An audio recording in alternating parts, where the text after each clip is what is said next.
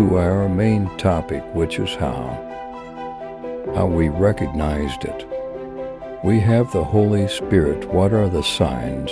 Our main signs that we already have the gift of our Lord God, which is the Holy Spirit. So let's talk about it.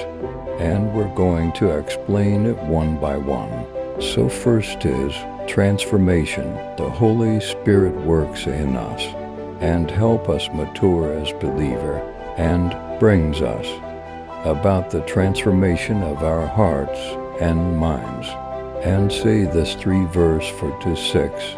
But when the kindness and the love of God are saved toward man appeared not by works. Please check the channel for more signs that you have the Holy Spirit and you are the people who are chosen to give light to the world.